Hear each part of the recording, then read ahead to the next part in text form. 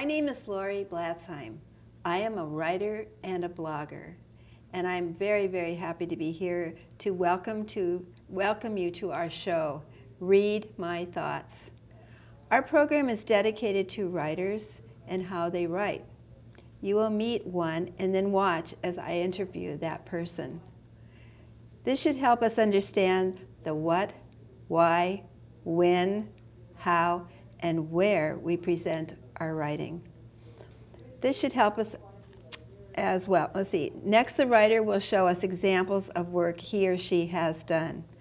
Following that, we will show you a short film of our writer reading for a community audience. Let me introduce our featured writer. This person published stories and poems while in high school and college, worked in academic and university research and teaching in Canada, England, and Germany, specialized in English literature, worked with old manuscripts and their history, continued writing for critical books and articles, served as an editor and literary critic, taught writing at all levels. Ladies and gentlemen, I now present you Laurel Means. Hi, Laurel Means. Nice to see you again. Well, I'm delighted to be here. I just really love the whole idea of being interviewed and talking about my writing. That's great. Well, Laurel, I put together some questions I'm going to be asking you, and I'm just really looking forward to your answers. The first one is, when did you start writing? What made you decide to write? I started writing already in high school, but my mother said to me, you know, you can't make any money writing as an author. You've got to do something practical. So I tried a different discipline. I went into education, then I went into teaching literature.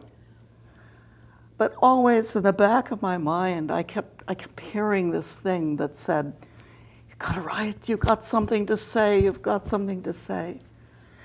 So it wasn't until after I retired that I actually started writing for myself. Mm-hmm. My earlier books had been literary, critical, academic,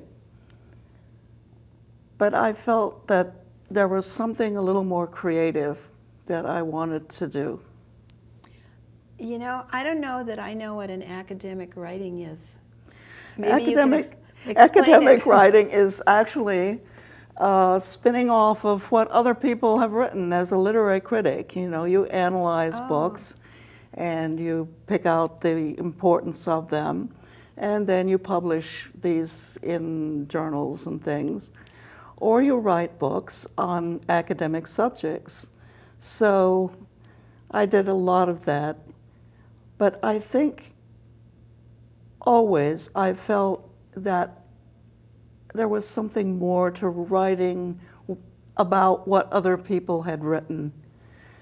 And all those years I was teaching English literature, I kept saying to myself, you know, I wonder whether I could do something that well, whether I could write something that well. You know, I had that same feeling when I would read and I would think, well, I wonder if I could do that. And then I'd read some more and it was like, you know, maybe I do have the opportunity or the ability or whatever it is, whatever it takes to try writing something. So I had a friend who was living in New York, and I wrote something for this group that has a real interest in thrift and in living a thrift-centered life. And she said, you know, Lori, I think you should try and write something, which of course made me feel wonderful. And so what happened then was that she helped me to communicate with someone who had a blog site. And he happened to pick up on what I had written and put it on his blog site as a guest person. Oh, yeah. And I just was in heaven. I thought, wow, you know, this has actually happened to me. Something is is on. It's coming out. It's coming out. I've read some of your blogs. They're wonderful. Oh, thank you. They're very. The best word for it, I think, is they're very fluid. You have such a good fluid style. Oh, good. This is the critic coming out. Okay. Well, thank you very much. But what happened to me was I hadn't really intended to write fiction. Oh. Okay. Because there's a big crossover between writing expository prose and writing fiction. So when my husband and I retired, he decided we're going to move to Minnesota. I said, what? When we arrived, it was in January 96, and it was 26 degrees below zero, and our canoe, which we brought, was frozen to the top of the car. Oh my goodness. So I said, Gordon, why are we here? Minnesota. And he said, well, you know, my family came from here. My great-grandfather was in the Minnesota 3rd Regiment, and he had gotten a homestead in Todd County. So he said, let's just go up there to Long Prairie and we'll poke around those old record books and we'll find out a little bit more. Well, we poked around and we found out that there were more skeletons in the closet than anybody ever admitted. There were people who were mentally handicapped, shall we say. Mm-hmm. There were illegitimate children. My goodness. And I said, wow, Gordon, this is more fascinating than fiction. And he said, well, why don't you write it up? So I sat out on the patio one evening, and I thought about that. And the first sentence just came into my head. And I bet you remember well, that the first sentence was, this is my first book, and the first sentence was the first sentence here. And it was about his great-grandfather. But the family said, you know, you can't write about all those illegitimate children and the fact that they died in a poor farm. So I changed the plot. So the story ends a little more happily than it actually did. But you know, the truth is that life back in pioneer days, and we're talking about 135 years ago, was not like Little House on the Prairie. It was a challenge. And I think it was the challenge in that history, the way people survived. That was the plot. The plot was just pure survival. That drove me. And so 7 novels later, wow. This is the last one. This one is still in press. But 7 novels later, I felt that I had become a part of that life. You can't let those characters go. They become real. Do you send them from one novel to the next? Well, this one has a sequel. Okay. And this one actually starts a new series. Now, this series is a new series called Green Prairie Trails Spiritual Series. So it has a biblical subtext, you might say. But these are not. These are not exactly raunchy, but they do depict life as it actually was. As it truly was. Yeah. And so these are for adult, but I have 3 novels which are for young adult.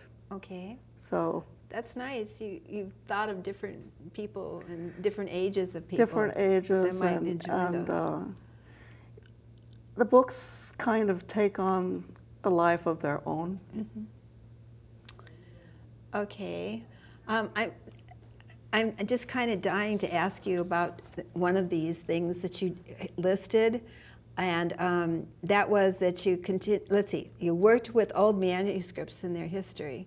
And so I was going to ask you, where did you do this? And or maybe this was part of what you were talking about, well, or maybe was it a different country? Yeah, it's in retrospect, you know, it is all part of the same picture, because I grew up in the Ozarks in Arkansas. Wow. and I was a folk singer. You were? Yes. So was I. Well, fun. here we go. And Yeah. so the songs that I sang were actually from the Appalachians, and they were based on early English folk songs. Okay. And the dialogue was sometimes a bit strange, like using the word hit for it. And someone said to me, "Do you realize that you're singing in Middle English?" And I said, "Oh, Middle English? What was that?" So it got me into the whole idea of historical literature. And so I developed a real fascination for early manuscripts, anywhere from the 12th century to the 15th. You know, manuscripts that are written by hand. And Where were they housed? Where were these manuscripts? where were they? Well, I used to spend my summers in Oxford in the Oh. Bodleian Library, Wow. but I also worked in different libraries in France and Germany. Yeah. You have really seen the world, haven't you? Not only the world as it is now, but the world is how it was before. Yeah. Yeah. Well, I feel one of the advantages I think that I've had in writing is that I'm not young, and that means that I've had many years' experience in a lot of different That's why things. we were so anxious for you to come and Yeah, tell us about your life. Why, that I'm not young? No, that you've had these wonderful experiences that No, you can I share mean, with you us. build up. You build up life experiences. And sometimes you're so into it that you're just there. You're there. And you know what the characters are going to say next.